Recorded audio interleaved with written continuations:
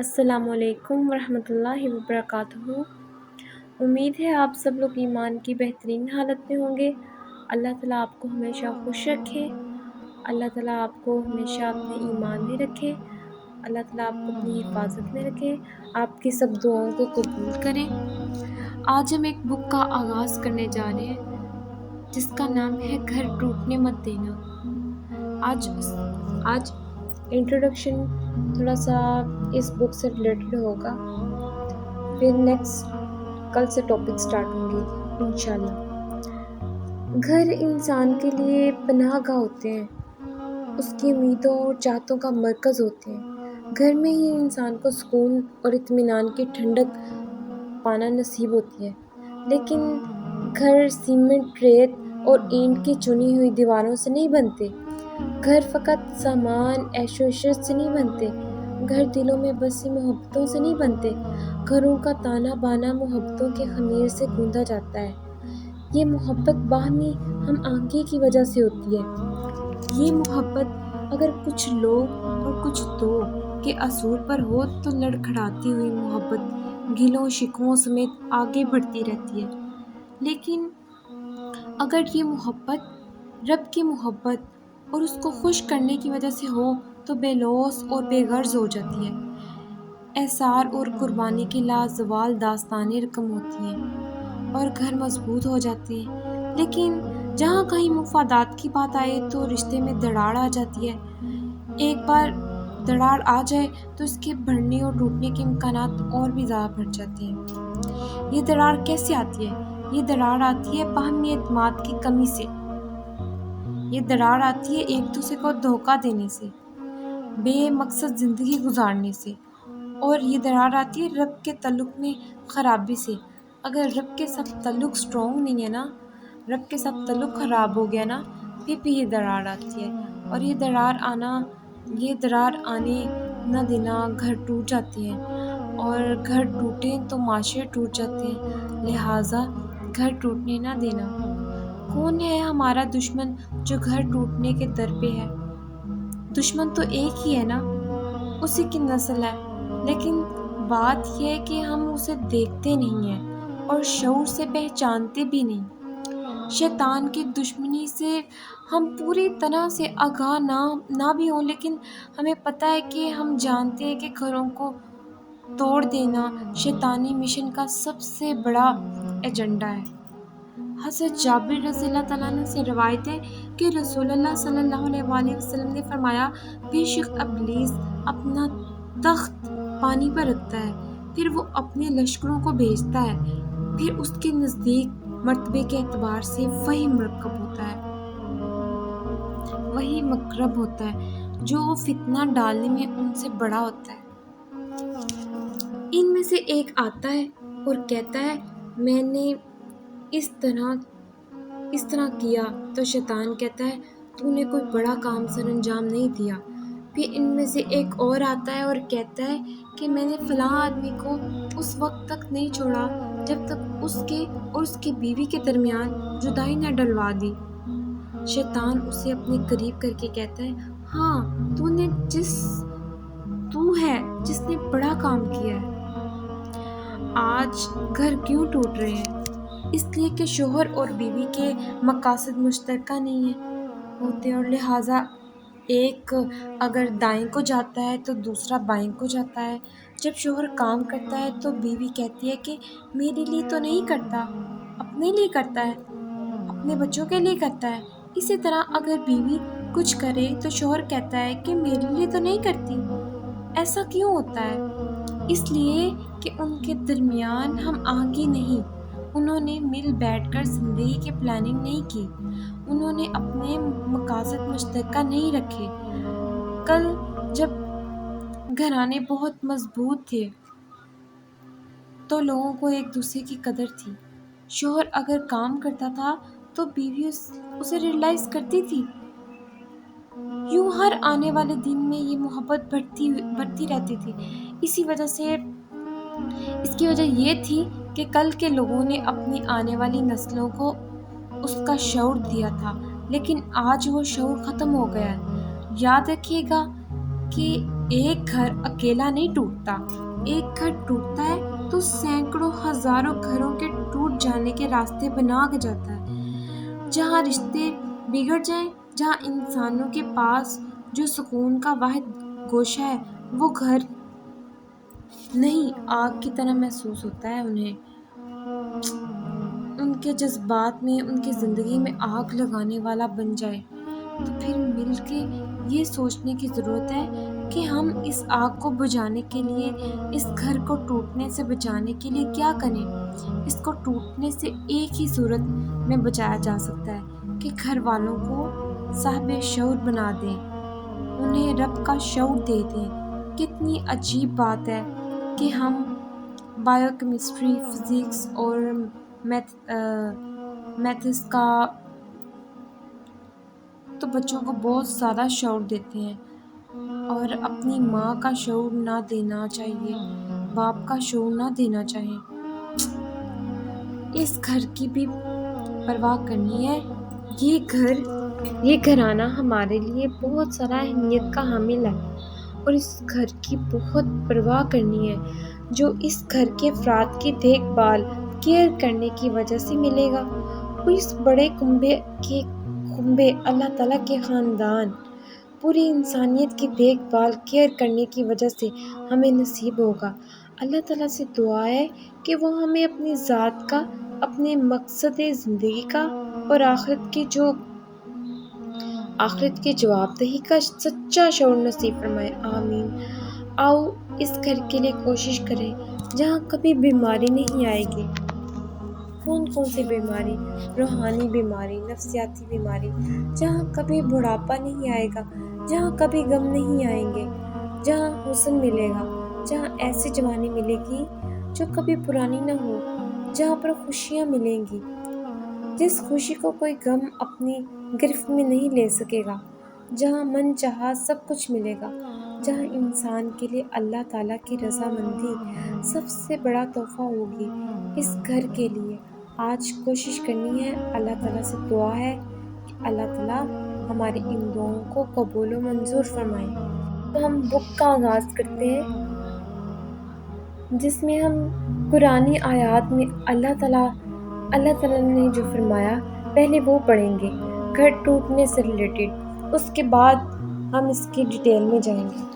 اے لوگوں جو ایمان لائے ہو، اپنے آپ کو، اپنے گھر والوں کو آگ سے بچاؤ، جس کا ایندھن آدمی اور پتھر ہوں گے، جس پر تندخو زبردست فرشتے مقرر ہیں، جو کبھی اللہ تعالیٰ کی نافرمانی نہیں کرتے، اور جو انہیں حکم دیا جاتا ہے وہی کرتے ہیں۔ اے لوگوں جنہوں نے کفر کیا، آج معذرت نہ کرو، یقیناً تمہیں انہی اعمال کا بدلہ دیا جا رہا ہے جو تم کرتے تھے۔ اے لوگوں جو ایمان لائے ہو، اللہ تعالیٰ کی طرف توبہ کرو، خالص توبہ۔ ہو سکتا ہے تمہارا رب تم سے تمہاری برائیاں دور کر دے اور تمہیں ایسے باغوں میں داخل کر دے جن کے نیچے نہریں بہہ رہی ہوں گی۔ جس دن اللہ تعالیٰ نبی کو، ان لوگوں کو جو اس کے ساتھ ایمان لائے، رسوا نہ کرے گا، اس کا نور ان کے آگے آگے اور ان کی دائیں جانب دوڑ رہا ہوگا۔ وہ کہیں گے، اے ہمارے رب، ہمارا نور ہمارے لیے مکمل کر دے اور ہم سے درگزر فرما، یقیناً تو ہر چیز پر قدرت رکھنے والا ہے۔ اے نبی، کفار اور منافقین سے جہاد کرو اور ان پر سختی کرو، اور ان کا ٹھکانہ جہنم ہے اور بہت ہی برا ٹھکانہ ہے۔ اللہ تعالیٰ نے ان لوگوں کے لیے جنہوں نے کفر کیا، نوح کی بیوی اور لوط کی بیوی کی مثال بیان کی ہے۔ دونوں ہمارے بندوں میں سے دو نیک بندوں کے نکاح میں تھیں، پھر ان دونوں نے ان کے ساتھ خیانت کی، پھر وہ اللہ تعالیٰ کے مقابلے میں ان کے کچھ بھی نہ کام آ سکے، اور ان سے کہہ دیا گیا، ان داخل ہونے والوں کے ساتھ تم دونوں بھی آگ میں داخل ہو جاؤ۔ اور اللہ تعالیٰ نے ان لوگوں کے لیے جو ایمان لائے، فرعون کی بیوی کی مثال بیان کی، جب اس نے کہا، اے ہمارے رب، میرے لیے اپنے پاس جنت میں ایک گھر بنا دے اور مجھے فرعون اور اس کے عمل سے بچا اور ظالم قوم سے مجھے نجات دے، اور عمران کی بیٹی مریم کی مثال جس نے اپنی شرمگاہ کی حفاظت کی، پھر ہم نے اس میں اپنی طرف سے ایک روح پھونک دی اور اس نے اپنے رب کے کلمات اور اس کی کتابوں کی تصدیق کی اور وہ فرما برداروں میں سے تھیں۔ سورۃ تحریم کی ان آیات میں بہت خاص باتیں ہیں جو گھر اور گھر والوں کے حوالے سے ڈسکس کی گئی ہیں۔ پہلی بات، اللہ تعالیٰ کا حکم ہے کہ اے لوگوں جو ایمان لائے ہو، تمہارے ایمان لانے کا تقاضا یہ ہے کہ تم اپنے آپ کو اور اپنے گھر والوں کو بڑی آگ سے بچا لو۔ گھر کا تصور ہر انسان کے لیے بڑا خوش آئندہ ہے۔ گھر کچھ لوگوں کے لیے خوابوں کی جنت ہوتا ہے۔ گھر سکون کی جگہ ہے، ایک ایسا آشیانہ جہاں انسان موسم کے سرد و گرم سے بھی پناہ لیتا ہے اور زمانے کے سرد و گرم سے بھی۔ گھر کا لفظ ایسا ہے، جو ہی یہ ذہن میں آتا ہے ایک سکون، ایک ٹھنڈک انسان کے اندر اترتی ہے۔ حقیقت یہ ہے کہ انسان کی فطرت کی مانگ ہے کہ وہ اپنے گھر سے، اپنے ٹھکانے سے محبت کرے۔ یہ محبت اس کی فطرت کے اندر گھندی ہوئی ہے۔ ہر انسان گھر چاہتا ہے۔ اگر دیکھا جائے تو یہ ضرورت جانوروں کی بھی ہے۔ مثال کے طور پر آپ چھوٹی چھوٹی چڑیوں کو گھر بناتے دیکھتے ہیں۔ کئی پرندے اتنے خوبصورت گھر بناتے ہیں کہ ہم ان کے گھروں کو بعض اوقات اپنے گھروں میں سجا بھی لیتے ہیں۔ اسی طرح اگر ہم جانوروں کو دیکھیں تو وہ بھی کسی بل میں یا کسی نہ کسی ٹھکانے میں اپنا وقت ضرور گزارتے ہیں۔ اگرچہ ان کا زیادہ وقت اکٹھے گزرتا ہے، لیکن بہرحال کسی کو کسی بل کی تلاش میں وہ بھی ضرور ہوتے ہیں اور یہ جگہ تقریباً مقرر ہوتی ہے۔ اس لحاظ سے اگر ہم دیکھیں تو یوں لگتا ہے کہ ہماری بایولوجیکل نیڈ ہے، ہمیں ایک ٹھکانہ چاہیے، جانوروں کو بھی چاہیے اور انسانوں کو بھی، لیکن دونوں ٹھکانوں میں بڑا فرق ہے۔ جانوروں کو محض حفاظت چاہیے، لیکن انسان کو گھر حفاظت کے لیے بھی چاہیے، لیکن فقط اسے مادی طور پر جسم کی حفاظت نہیں چاہیے۔ انسان کے گھر میں اس کے شعور، اس کی سوچ اور اس کی سمجھ کا دخل ہوتا ہے۔ جیسے جانوروں کا گھر بنتا ہے تو اس کے شعور، اس کی سوچ اور اس کی سمجھ کا، جیسے جانوروں کا گھر بنتا ہے تو اس کے سارے تانے بانے ضروریات سے بنے جاتے ہیں۔ اسی طرح انسانوں کی بھی ضروریات ہیں اور یہ ضروریات دو طرح کی ہوتی ہیں۔ ایک ان کی مادی ضروریات یعنی جسم کی ضروریات جیسے کھانا، کپڑا، دیگر ضرورتیں جو ساری گھر سے متعلق ہوتی ہیں، اور دوسری ان کی شعوری ضروریات جن کو وحی کے علم کے ذریعے پورا کیا جاتا ہے۔ شعوری ضروریات کو بھی ابتدائی طور پر گھر میں پورا کیا جاتا ہے۔ معاشرتی طور پر ان کا اہتمام کیا جائے تو بھی ان ذمہ داریوں کو گھر کے ذمہ دار افراد ہی پورا کرتے ہیں۔ اللہ تعالیٰ نے یہاں گھر کا وہ تصور دیا ہے جو انسان کی فطرت، اس کے اعزاز کے عین مطابق ہے۔ انسان کو اللہ تعالیٰ نے بہت معزز اور دوسری مخلوقات سے محترم بنایا، تو یہ ایسا گھر ہے جس میں رہنے والوں سے رب نے فرمایا بچا لو۔ حالانکہ بچت ہی کے لیے تو گھر بنتے ہیں، چھت بنتی ہے تو حفاظت کے لیے، بچنے ہی کے لیے تو بنتی ہے۔ پھر اللہ تعالیٰ نے کیوں کہا اپنے آپ کو بچا لو، قُوا أَنفُسَکُم، اپنے آپ کو بچا لو، قُوا أَنفُسَکُم وَأَہْلِیکُم نارًا، اپنے آپ کو اور اپنے گھر والوں کو آگ سے بچا لو۔ یہ کیسی آگ ہے جو گھروں کی طرف بڑھ رہی ہے؟ یہ کیسی آگ ہے جس سے بچنے کی رب نے دعوت دی ہے؟ کیا یہ آگ ہر انسان محسوس کر سکتا ہے یا صرف چند انسانوں کو یہ آگ محسوس ہوتی ہے؟ بات یہ ہے کہ تجربہ تو سارے ہی کرتے ہیں نا۔ آگ جلاتی ہے اور گھرانوں کے اندر یا باہر ہونے والے کام بعض اوقات گھرانوں میں دراڑیں پیدا کر دیتے ہیں اور گھر ٹوٹ جاتے ہیں۔ اللہ تعالیٰ نے گھر ٹوٹنے سے بچانے کا حکم بنیادی طور پر اسی وجہ سے دیا کہ گھر خطرے میں ہے، اور انسان اپنے ارد گرد دیکھتا ہے کہ میں نے یا تو گارڈ کا انتظام کر لیا اور اگر گارڈ کا انتظام نہیں کیا تو اپنی طرف سے لوگ گھروں کو لاک کر کے سوتے ہیں اور گھروں کے انتظامات کو خود اپنے طریقے سے انجام دینے کی کوشش کرتے ہیں تاکہ ارد گرد کے چور چکوں ڈاکوؤں سے بچ سکیں اور گھر والوں کو بھی بچا سکیں. اس طرح ہر خطرے سے اپنے آپ کو بچانے کی کوشش کر سکیں. لیکن یہ کیسا خطرہ ہے جس سے گارڈ نہیں بچا سکتا؟ یہ کیسا پرابلم ہے جس سے خود بھی بغیر اپنے شعور کے اپنے آپ کو اور اپنے گھر والوں کو نہیں بچایا جا سکتا؟ ایک گارڈ تو بچائے گا چور سے ڈاکو سے جو نظر آتا ہے، لیکن جو نظر نہ آئے اس سے کون بچے اور کیسے بچے؟ مثال کے طور پر یہاں سے کوئی نشانات تاک کر کسی کو کوئی چیز مارنا چاہے، مثلاً کوئی پتھر، کوئی کنکریاں، کوئی پھول، تو مارنے والے کا بھی پتہ لگتا ہے، پر راستے میں آنے والے انسان کو بھی اندازہ ہو جاتا ہے کہ آیا یہ پتھر مجھ تک پہنچ سکے گا یا نہیں.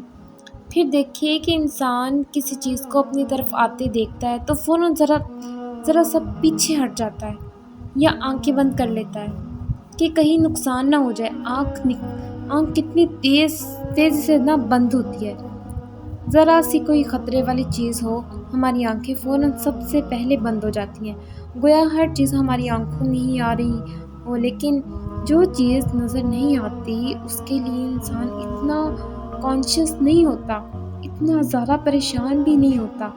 اسی وجہ سے جب وہ اس کا احساس نہیں کرتا تو غافل ہو جاتا ہے. جیسے نیند میں ڈوبا ہوا انسان نہیں جانتا کہ میرے ساتھ کیا ہونے والا ہے، نیند اسے غافل کر دیتی ہے. ایسے ہی بعض اوقات انسان کھلی آنکھوں کے ساتھ بھی نیند جیسی حالت میں ہی ہوتا ہے. یہ حالت غفلت کی ہے، کیئر لیسنس کی حالت ہے. اس حالت کے پیدا ہونے کا سبب انسان کی بے شعوری، کم فہمی، کم عقلی اور نادانی ہے، اور بعض اوقات حالات کا صحیح اینالائز نہ کرنا. جیسا آپ دیکھیں کہ ننھے بچے کے مقابلے میں ایک بڑے انسان کا شعور زیادہ پختہ ہوتا ہے، تو ننھا بچہ اپنے بارے میں اچھے فیصلے نہیں کر سکتا، جبکہ بڑا افراد کر لیتا ہے. وہ آنے والے حالات کو بھی دیکھتا ہے اور آنے والے حالات کا اینالائز بھی کرتا ہے، اور یوں اس کے لیے فیصلہ کرنا آسان ہو جاتا ہے. ہمارے گھروں کو کیا خطرہ لاحق ہے؟ کیا سوچا آپ نے؟ وہ کون ہے؟ وہ ہمارا دشمن جو گھر توڑنے کے در پہ ہے. دشمن تو ایک ہی ہے، اسی کی نسل ہے، لیکن بات یہ ہے کہ ہم اسے دیکھتے نہیں اور شعور سے پہچانتے بھی نہیں.